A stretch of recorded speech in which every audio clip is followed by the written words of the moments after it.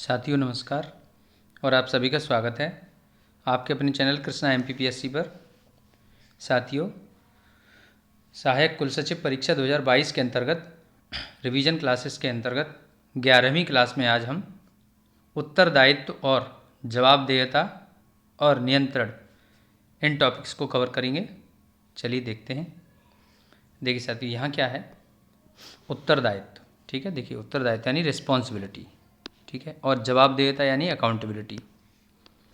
ठीक है, तो देखिए दोनों के लगभग समान अर्थ होते हैं, ठीक है, लेकिन थोड़ा बहुत अंतर होता है। देखिए हम देखते हैं, उत्तरदायित्व का स्रोत क्या है? सत्ता है, ठीक है, यानी सत्ता होगी तो उत्तरदायित्व होगा, ठीक है। और जवाबदेही का स्रोत क्या है? उत्तरदायित्व है, ठीक है। अगर किसी के ऊपर किसी चीज़ की रिस्पॉन्सिबिलिटी है तो उसका अकाउंटेबिलिटी भी होगी, ठीक है। जवाबदेही का स्वरूप कानूनी होता है, जबकि उत्तरदायित्व का स्वरूप नैतिक होता है, ठीक है। जवाबदेही औपचारिक है और उत्तरदायित्व अनौपचारिक है, ठीक है। ये तो इसमें अंतर हो गया। चलिए आगे देखते हैं। आगे है, देखिए लोक प्रशासन में आंतरिक संगठन के प्रति जवाबदेही और बाहरी जनता के प्रति उत्तरदायित्व पाया जाता है। जवाबदेही अधीनस्थ की उच्च के प्रति अपने कार्यों को लेकर होती है, लेकिन यानी जबकि उत्तरदायित्व कार्यों के प्रति होता है, ठीक है। चलिए आगे देखते हैं। अब हम बात करेंगे नियंत्रण की। देखिए नियंत्रण को हम कंट्रोल कहते हैं, ठीक है। तो नियंत्रण से आशय क्या है? विचलन का पता लगाना और उसे समय रहते दूर कर लेना। यानी कोई जो डेविएशन है, कोई छोटा मोटा क्या कहते हैं इसको, मतलब कोई कमी है तो उसको हम समय रहते दूर कर लेंगे, ये चीज़ है, ठीक है। आगे देखेंगे। देखिए प्रशासनिक नियंत्रण के अंतर्गत वे सब संस्थाएं और उनके विविध कार्य आते हैं जिनके माध्यम से प्रशासन को गहरी निगरानी और नियंत्रण में रखने के प्रयास किए जाते हैं। प्रशासन पर यह नियंत्रण बाहरी रूप से विधायिका, कार्यपालिका और न्यायपालिका द्वारा रखा जाता है, ठीक है। प्रशासन पर आंतरिक रूप से भी नियंत्रण किया जाता है। मतलब ये कहने का है कि जो नियंत्रण है वो प्रशासन पर हम बाहर से, ठीक है, और अंदर से, दोनों तरह से करते हैं, ठीक है। चलिए आगे देखेंगे नियंत्रण की आवश्यकता क्या है, ठीक है, ये देख लेंगे। देखिए लोकतंत्र में प्रशासन को विस्तृत कार्यों के संपादन के लिए न सिर्फ अनेकानेक अधिकारों से लैस किया जाता है, अपितु स्वविवेकीय शक्तियाँ भी प्रदान की जाती हैं। मतलब कि बहुत सारे काम होते हैं जिनको करने के लिए हमें बहुत सारी शक्तियाँ, बहुत सारे अधिकार दिए जाते हैं लोकतंत्र में प्रशासन को, ठीक है। और मतलब कुछ बातें लिखित हैं, कुछ बातें ऐसी हैं कि अपने विवेक से काम करना है, ठीक है, तो वो भी है। तो इसलिए यह सुनिश्चित करना अनिवार्य हो जाता है कि ये अधिकारी अपने अधिकारों और शक्तियों का विधि सम्मत और सीमाओं में रहकर ही प्रयोग करें और इस प्रकार इनके दुरुपयोग की संभावना न्यूनतम की जा सकती है। ऐसा प्रशासन पर सजग और प्रभावी नियंत्रण रखकर ही किया जा सकता है, ठीक है। मतलब ये है कि जैसे अगर हम कोई अधिकारी है तो वो अपने अधिकारों का दुरुपयोग भी कर सकता है, तो उससे बचने के लिए हमें बाहरी और आंतरिक दोनों तरह का नियंत्रण आवश्यक होता है, ठीक है। चलिए देखिए नियंत्रण के उद्देश्यों को देखेंगे। प्रशासन को उद्देश्योन्मुखी बनाए रखना, ठीक है। लोक कल्याणकारी राज्य ने प्रशासन को अनेक कार्य अधिकारों से युक्त किया है, अतः उनके दुरुपयोग की संभावना को रोकना। मतलब बहुत सारे अधिकार और बहुत सारी शक्तियाँ दी गई हैं तो वे उनके दुरुपयोग ना करें, ठीक है, इस चीज़ को रोकना, नियंत्रण बहुत जरूरी है। प्रशासकों को प्राप्त स्वविवेकीय शक्तियों के दुरुपयोग को रोकना, ठीक है। स्वविवेकी शक्तियाँ इस प्रकार की शक्तियाँ होती हैं जिनमें व्यक्ति, जो भी अधिकारी है, ठीक है, संदर्भित अधिकारी, वह अपनी शक्ति का दुरुपयोग कर सकता है। सार्वजनिक धन के दुरुपयोग पर रोक लगाना, ठीक है, मेन मुद्दा तो यही है। लोकतंत्र की अपेक्षा अर्थात जनता के प्रति प्रशासन का उत्तरदायित्व सुनिश्चित करना, ठीक है। निरंकुशता, भ्रष्टाचार, स्वेच्छाचारिता पर अंकुश रखने के लिए, ठीक है, ये सभी नियंत्रण के उद्देश्य हैं, ठीक है। चलिए आगे हम देखेंगे प्रशासन पर नियंत्रण। देखिए स्वरूप और साधन कैसे कैसे प्रकार से नियंत्रण किया जा सकता है। देखिए, प्रशासन पर नियंत्रण के दो स्वरूप प्रचलित हैं, आंतरिक नियंत्रण और बाह्य नियंत्रण। ठीक है, देखिए बाह्य नियंत्रण क्या क्या हो सकता है? विधायिका, कार्यपालिका, न्यायपालिका, जनता और नागरिक। ठीक है, इस तरह के इन साधनों से हम बाह्य नियंत्रण कर सकते हैं। आंतरिक नियंत्रण का मतलब ये हो गया कि वस्तुतः आंतरिक नियंत्रण की प्रकृति द्विमुखी होती है, सकारात्मक नियंत्रण और नकारात्मक। ठीक है, देखिए पहले का संबंध कार्मिकों को कार्य संतुष्टि और अतिरिक्त प्रोत्साहन देने से है। ठीक है, काम करते समय उनको, है ना, एक तरीके से कह सकते हैं वर्क सेटिस्फैक्शन हो और उनको हम प्रोत्साहन दें। ठीक है, समय समय पर इंक्रीमेंट वगैरह इस तरह से कर देंगे तो वो संतुष्ट रहेंगे। और दूसरे का संबंध क्या है? कार्मिकों को दंड देने से। ठीक है, दंड देने से भी हो सकता है। देखिए जैसे कोई आदमी या कोई अधिकारी अपनी सीमाओं को पार करके और मतलब अधिकारों की सीमाओं को पार करके और वो अगर शक्ति का दुरुपयोग करता है तो उनको दंड दिया जा सकता है नियंत्रण के हिसाब से। ठीक है, चलिए आगे देखेंगे। लोक प्रशासन पर आंतरिक नियंत्रण के साधन क्या क्या हो सकते हैं? देखिए, पद सोपानिक संरचना द्वारा उत्पन्न नियंत्रण। ठीक है, एक मतलब जूनियर सीनियर इस तरह से होते हैं तो। ठीक है, निरीक्षण करके जो है आंतरिक नियंत्रण स्थापित किया जा सकता है। ठीक है, पर्टिकुलर डिपार्टमेंट में जाकर नियंत्रण कर देते, निरीक्षण करते हैं तो। ठीक है, बजटरी नियंत्रण, जो भी काम होना है उसके लिए जो पैसा आवंटित किया गया है, ठीक है, तो उसका नियंत्रण, उसको चेक करना, देख लेना। ठीक है, व्यावसायिक मानदंड जिनका पालन करना कार्मिकों के लिए जरूरी माना जाता है, जैसे कार्य कुशलता का सर्वेक्षण। ठीक है, वो काम करने में कितने सक्षम है। प्रशासनिक नेतृत्व, पूछताछ और जांच पड़ताल। ठीक है, गोपनीय प्रतिवेदन है ये। ठीक है, देखिए गोपनीय जो रिपोर्ट होती है, ठीक है, कॉन्फिडेंशियल रिपोर्ट उसको कहते हैं तो। ठीक है, चलिए आगे देखेंगे। ये आंतरिक नियंत्रण थे। अब देखिए बाह्य नियंत्रण की अगर बात करें तो एक्सटर्नल कंट्रोल में सबसे पहले क्या है? विधायी नियंत्रण। देखिए, व्यवस्थापिका द्वारा नीति निर्धारण। ठीक है, नीति निर्धारण कर दिया जाएगा और उन्हीं के आधार पर काम किया जाएगा। अभिकरणों या विभागों की रचना। ठीक है, डिपार्टमेंट बना देना। पदों का निर्धारण। ठीक है, वित्तीय नियंत्रण और जांच समितियां, ये सभी बाह्य नियंत्रण के साधन हैं जिनमें कि विधायी नियंत्रण होता है। आगे है कार्यपालिका का प्रशासन पर नियंत्रण। अब देखिए, नीति निर्माण द्वारा नियंत्रण, नियुक्ति तथा निष्कासन के द्वारा नियंत्रण, बजटीय नियंत्रण, प्रदत्त विधायन द्वारा नियंत्रण, यानी जो रूल्स रेगुलेशन बनाए गए हैं उनके आधार पर, अध्यादेश, ठीक है, ऑर्डिनेंस, लोक सेवा की आचार संहिता, एक कोड बना दिया जाएगा, मतलब कि एक रूल रेगुलेशन की बुक बनाई जाएगी, उसके आधार पर चलेंगे सभी अधिकारी। जनमत से अपील द्वारा, स्टाफ अभिकरण और कर्मचारी निरीक्षण यूनिट। ठीक है, इन सभी के द्वारा प्रशासन पर कार्यपालिका का नियंत्रण स्थापित किया जाता है। देखिए, अब हम बात करेंगे प्रशासन पर जन नियंत्रण। देखिए, जन नियंत्रण, लोगों का नियंत्रण कैसे होगा प्रशासन पर? निर्वाचन के द्वारा।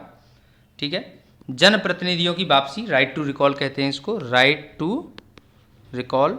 ठीक है, हालांकि हमारे देश में ये प्रचलित नहीं है। ठीक है, सलाहकार समितियां, ठीक है, एडवाइजरी कमेटीज होती हैं जो। ठीक है, देखिए इसके बाद क्या है? हित समूह और दबाव समूह, इसके अलावा जागरूक जनता, ये जो है प्रशासन पर जन नियंत्रण के साधन हैं। ठीक है, आगे देखेंगे। देखिए, प्रशासन पर आंतरिक नियंत्रण की अगर हम बात करें तो देखिए, राजनीतिक नियंत्रण, पद सोपानिक नियंत्रण, बजट एवं लेखा परीक्षण, कार्मिक प्रबंध, ठीक है, व्यवसायिक मानदंड। ठीक है, इन साधनों के द्वारा हम प्रशासन पर आंतरिक नियंत्रण स्थापित करते हैं। इसके अलावा अगर अब हम न्यायिक नियंत्रण की बात करें, देखिए न्यायिक नियंत्रण बहुत ही इंपॉर्टेंट टर्म है यहाँ पे। न्यायिक नियंत्रण प्रशासकीय कार्यों की वैधानिकता सुनिश्चित करता है। ठीक है, देखिए एमपी शर्मा के शब्दों में अगर हम देखें तो न्यायालयों के काम नागरिकों की स्वतंत्रता और उनके अधिकारों की रक्षा करना है। ठीक है, उन्होंने, एमपी शर्मा ने न्यायिक नियंत्रण को न्यायिक चिकित्सा के रूप में परिभाषित किया है। ठीक है, न्यायिक चिकित्सा बताई है उन्होंने। आगे देखेंगे हम। देखिए, हस्तक्षेप के आधार या परिस्थिति, यानी कि न्यायिक नियंत्रण क्यों किया जाएगा। ठीक है, न्यायालय का हस्तक्षेप कैसे हो सकता है? देखिए, अधिकार बाह्यता। ठीक है, देखिए दोस्तों, अधिकार बाह्यता, इसको हम कहते हैं अल्ट्रा वायरस। ठीक है, देखिए इसको कहते हैं हम, देखिए एक्चुअली यहाँ क्या है, ठीक है, देखिए ये टर्म में थोड़ा कंफ्यूज कर सकता है, स्पेलिंग का ध्यान रखा जाएगा, अल्ट्रा वायरस, ठीक है, ये वर्ड है। यहाँ मतलब है जब प्रशासक बिना अधिकार के या प्राप्त अधिकार से अधिक या अपने क्षेत्र से बाहर जाकर के काम करे, मतलब अपनी सीमाओं को पार कर दे, तो वह अधिकार बाह्यता हो जाएगा। अधिकार भ्रांति की अगर बात करें, जब प्रशासक कानून या नीति की गलत व्याख्या करे या उसमें चूक करे, ठीक है, गलत डेफिनेशन बना के और उस तरह से मतलब मिस इंटरप्रेट कर दे, तो उसको कहेंगे हम अधिकार भ्रांति। दूराधिकार की अगर बात करें तो देखिए, जब प्रशासक जानबूझकर किसी का अहित करने के उद्देश्य से अपने अधिकारों का दुरुपयोग करे, तो उसे दूराधिकार कहेंगे। प्रक्रियागत त्रुटि की अगर बात करें तो वो क्या होगा, देखिए, जब प्रशासक निर्धारित प्रक्रिया का पालन ना करे, ठीक है, प्रोसीजर फॉलो ना करे, जो भी बनाया गया है किसी पर्टिकुलर काम के लिए, तो वो है प्रक्रियागत त्रुटि कहलाएगी। तथ्यागत त्रुटि की अगर बात करें तो यह है कि जब प्रशासक तथ्यों की प्राप्ति में भूल कर गलत तथ्यों के आधार पर कार्य करे, तो वह भी एक जो है कैसी है, तथ्यगत त्रुटि है। और इन बातों के आधार पर ही न्यायिक नियंत्रण स्थापित होना जरूरी हो जाता है, ठीक है। अब न्यायिक नियंत्रण के साधनों की अगर बात करें तो वो क्या होगा, देखिए, सरकार के विरुद्ध अभियोग, यानी कि अगर हम बात करें, देखिए, संविधान के अनुच्छेद 300 के अनुसार भारत सरकार के विरुद्ध या उसके द्वारा भारतीय संघ के नाम से अभियोग प्रस्तुत किए जाएंगे, ठीक है। मतलब यह है कि संविधान द्वारा नागरिकों को प्रदत्त स्वतंत्रता और अधिकार की रक्षा के लिए केंद्र और राज्य सरकार के विरुद्ध भी न्यायालय में अभियोग लाया जा सकता है, ठीक है, मुकदमा लाया जा सकता है। सरकारी अधिकारियों के विरुद्ध अभियोग, तो इसमें क्या है कि यदि देखिए, सरकारी पदाधिकारी अपने कार्यों के लिए न्यायालय के प्रति उत्तरदायी होते हैं, ठीक है, परंतु उनके विरुद्ध भी न्यायालय में मुकदमा प्रस्तुत किया जा सकता है या मुकदमा चलाया जा सकता है, ठीक है। भारत में न्यायाधीश और मुख्य चुनाव आयुक्त भी कानूनी कार्रवाई से मुक्त हैं, मतलब ये लोग न्याय जजों को और मुख्य चुनाव आयुक्त भी, इनके खिलाफ कानूनी कार्रवाई नहीं की जा सकती है, ठीक है। तो अब देखिए, राष्ट्रपति और राज्यपालों को भी न्यायिक कार्रवाई से मुक्त रखने की व्यवस्था की गई है। अब बात करेंगे हम प्रशासनिक कार्यों तथा निर्णयों का न्यायिक पुनरावलोकन। जैसे कोई निर्णय या कोई भी प्रशासनिक कार्य हैं, उनके लिए जो है जुडिशियल रिव्यू की व्यवस्था की गई है, ठीक है। कानूनी अपील की बात करें तो देखिए, न्यायालय को प्रशासकीय आज्ञाओं और निर्णयों के विरुद्ध अपीलें सुनने का अधिकार होता है। अब देखिए, संवैधानिक उपचारों का अधिकार अगर हम बात करें, बंदी प्रत्यक्षीकरण, परमादेश, प्रतिषेध, उत्प्रेषण और अधिकार परीक्षा, इन तरीकों से हम जो है सरकारी अभिकरणों द्वारा किए गए शक्ति के दुरुपयोग के विरुद्ध न्यायालय को, ठीक है, कुछ विशेष अधिकार प्राप्त होते हैं। यही इन अधिकारों को हम जो है कहते हैं, ठीक है, संवैधानिक उपचारों का अधिकार। अब देखिए, अगर हम बात करें बंदी प्रत्यक्षीकरण की, तो इसमें क्या है कि व्यक्तिगत स्वतंत्रता के लिए ये रिट है, ये जरूरी है। देखिए, यह उस व्यक्ति की प्रार्थना पर जारी किया जाता है जो यह समझता है कि उसे अवैध रूप से बंदी बनाया गया है, ठीक है। इसके द्वारा न्यायालय बंदीकरण करने वाले अधिकारी को यह आदेश देता है कि वह बंदी बनाए गए व्यक्ति को निश्चित समय पर और स्थान पर उपस्थित करे, ठीक है, जिससे न्यायालय बंदी बनाए जाने के कारणों पर विचार कर सके कि नज़रबंदी वैध है या अवैध, ठीक है, ये चीज़ है। अगर वैध होती है तो ठीक है, नहीं वैध होती है तो फौरन मुक्त करने की आज्ञा दी जाती है, ठीक है, न्यायालय। परमादेश की बात करें, देखिए, इसमें क्या, जब कोई पदाधिकारी अपने कर्तव्य का निर्वाह नहीं करता, इस प्रकार के आज्ञा पत्र के आधार पर पदाधिकारी को उसके कर्तव्य पालन करने का आदेश जारी किया जाता है, ठीक है, ये परमादेश हो गया।